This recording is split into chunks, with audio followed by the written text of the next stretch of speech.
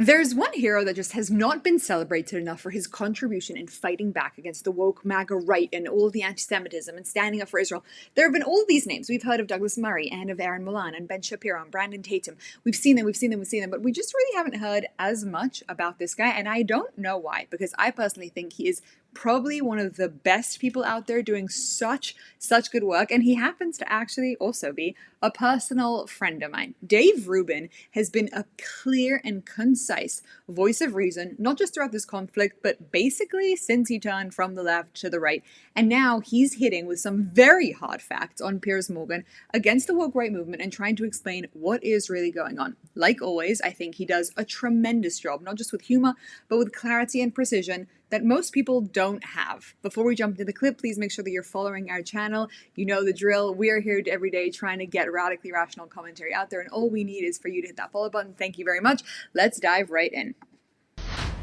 Finally, someone who's taken a fair amount of flack from Tucker Carlson lately, and indeed from some members of our panel just now, Dave Rubin, host of the Rubin Report. Dave, great to have you back on Uncensored. It's good to see you, Piers. Let me do a little house cleaning real quick. I honestly don't know who that guy is that was just speaking at the end. I just joined literally a minute and a half ago. But I have never called Tucker Carlson an anti-Semite. I don't know what's driving Tucker. I don't know what's in his mind and his heart. If we want to talk about his ideas or the platforming or the rest of it, I'm happy to do that. But that was an outright lie just to get us going here. Well, he was Zach Costello, host of the Zach Costello podcast. He's a Christian conservative. Just on a wider point, Dave, about this kind of civil war raging on the conservative right now, what do you think is really behind this? A lot of people think it is the Israel issue. What do you think? Well, I think that for anyone that's really paying attention, Donald Trump has been the best president of the last 4 or 5 decades. And I, on my show every day, find it very easy to write the show because we can talk about win after win after win, whether it's related to the border or deportations or dealing with trade or peace in the Middle East, which everyone used to be for, or doing the best he can when it pertains to Russia, Ukraine, or doing stuff that we're doing in Asia right now. I mean, the laundry list of Trump's wins go on and on. So what I have found particularly bizarre over the last couple months with all of this is that anyone that is part of MAGA or part of America First should be thrilled with what Donald Trump is doing and where the movement broadly is at. And I would also add this, Piers, which is that Donald Trump created a MAGA movement, Make America Great Again. And what that did was widen the conservative tent. I am not a hardcore conservative. I consider myself an old school liberal.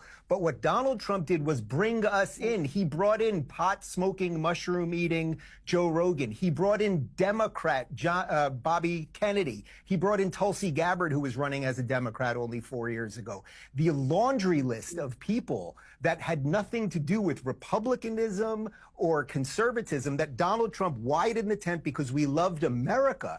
And that's what it seems to me these guys are trying to fray. We can all have differences of opinions on foreign policy, on Israel, or anything else. But it's when you're embracing people who quite literally. So this is the point that he makes, and I think it's super important.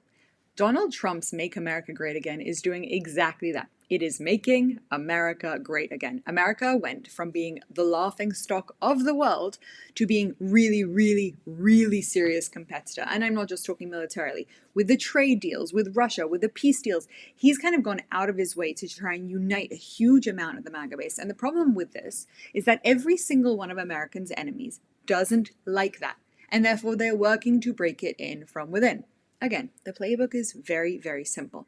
Find something that these people will disagree on and make that disagreement so strong that it splits them, because a split party is much harder than a united party. The Jews for the right, the Palestinians for the left, they've found it. And when I say they, it could be Qatar, it could be Iran, it could be Russia, it could be China, it could be any one of the enemies that America currently deals with. Just today, Trump has announced that he's sanctioning anybody who works with Russia, okay, because they're putting proper sanctions on that.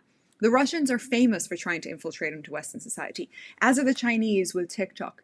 You know who's not famous for trying to really infiltrate into American society and change it, actually? Are the Israelis. But we are being described and defined as if that is the thing that we're doing. No, We want America's assistance in trying to take down the global jihad. That's very different.